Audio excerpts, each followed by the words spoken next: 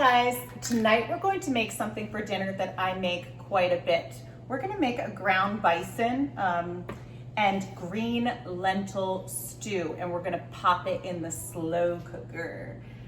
Sometimes I make this in my Dutch oven on the stove if I'm going to be around quite a bit that day, or if I'm going to be around the entire time. But if I'm not going to be around, if I'm going to be popping in and out, I just pop it in the slow cooker and then you're good to go. You don't have to worry about it at all or keep an eye on it.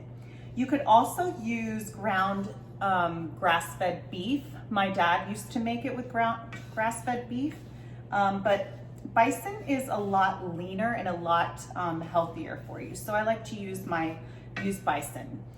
And you could probably actually use dark meat turkey, like ground dark meat turkey, but I've never actually tried it that way, but it probably would work. So I have my grass-fed beef here. I already cooked it on the stove and it's nice and cooked. We're going to kind of put that in the slow cooker with the rest of our ingredients. That's how easy it is. The only thing you have to do is cook the bison on the stove ahead of time. But I mean, that takes what, 5-10 minutes? So we'll pop that in our slow cooker.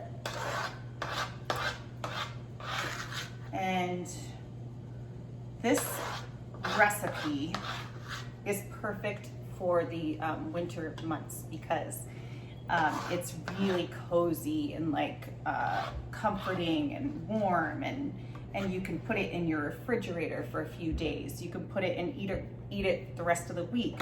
You can put it in the freezer for like a month, and I do that actually all the time. I'm actually surprised I don't have any in the freezer right now. Okay, and then I have some green lentils. Green lentils are so good for you. They're so high in fiber and they're high in protein and they're just great for you. So I've already rinsed and drained these. You want to rinse your lentils before you use them. So I have 1 cup of green lentils, and I'm going to pop in some carrots, and we just need like 2 carrots. No need to this is a very rustic dish, obviously, so no need to get too crazy about your dice at all. Just chop the ends off. Let's get these carrots in here. This is something like that's just classic. We would come home from skiing and then this would be like bubbly hot on the stove when my brother and my sisters and I would go skiing, and it was awesome. It was nice to come home to something warm and comforting that you could just grab a bowl of. He also used to make chicken soup a lot. Let's chop this one up a little more. I love carrots. They're so good for you. We're not veering too far from anything we're not getting too creative with this dish. You know, carrots, celery, and onion are just really classic, right? And I have 3 stalks of celery here. I'm gonna chop them up using the leaves and everything.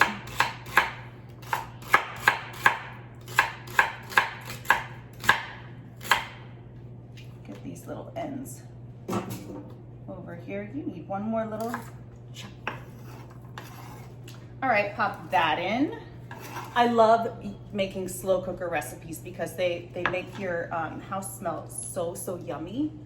And you just pop stuff in the slow cooker before like work or when you wake up in the morning, and then you have dinner ready for you.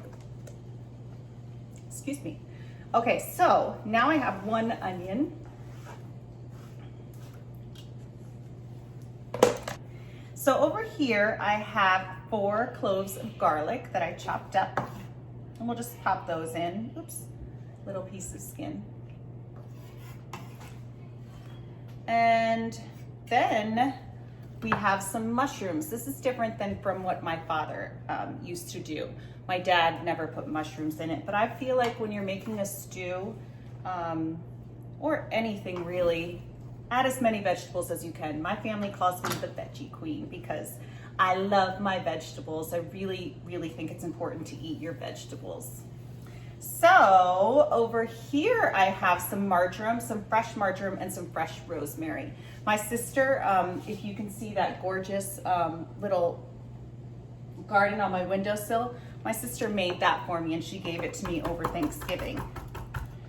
So I love to cook with fresh herbs. She knows that. She has one and she likes to cook with fresh herbs and she gave that to me. So we'll give those a chop. Rosemary and marjoram. And I have some fresh thyme sprigs from my little garden over there, but we don't even need to take the leaves off. We'll just pop that into our slow cooker. And here I have great friends and great family. Here I have some oregano that my girlfriend dried and gave to me. She dried it herself. So I'll put a little rosemary in there. I'm just crushing it with my fingers. Then we're going to add a bay leaf. Maybe we'll add 2 actually. And this is a dried bay leaf, of course. And I have some diced tomatoes here. I usually use San Marzano, but for the past couple days, I haven't been able to find San Marzano. I'm not exactly sure why, but these are diced. I'm gonna add that with their juices. Then I'm going to add some beef broth. And everything in here is organic. So it's an organic bison and green lentil stew. So we're gonna add, this is 1 carton, and that is 4 cups total. So we'll check it as it cooks and see if it needs a little more moisture, and if it does, we'll add more beef broth or we'll add more water, depending. You should taste it first and make sure it's not too salty. So let's give that a stir. And I've already seasoned the bison with salt and pepper, but we'll add a little more salt because we added all those vegetables. But remember, be mindful of the fact that your beef broth has sodium in it, unless you use like a low sodium brand so that you can control your sodium. But I honestly don't feel like they have as much flavor. So I always go with the full sodium unless, no, I usually do. Actually, this is probably really bad. I probably shouldn't admit that. Okay, and then some pepper, and you know I love my black pepper. And this will cook about 5 hours on low, or like 9 hours. 5 hours on high or 9 hours on low. You just want to cook it until the lentils are soft and they're not hard anymore. Obviously the bison's already cooked, but I'll show you what it looks like and I'll show you the next couple steps. I'll show you what it looks like in a few hours and then I will show you the finished product. I forgot to add one ingredient. You will also need some red wine vinegar, and this gives it some acidity, and just that, like, it just balances it out. I'll show you what it looks like in a little while.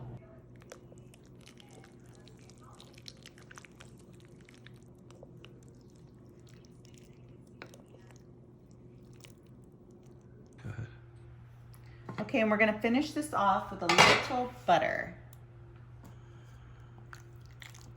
This has been in the slow cooker for about 9 hours on low. And that's it. And when you serve it, you can drizzle it with some olive oil and a nice sprinkling of fresh parsley. And I'll show you what that looks like when we plate it up.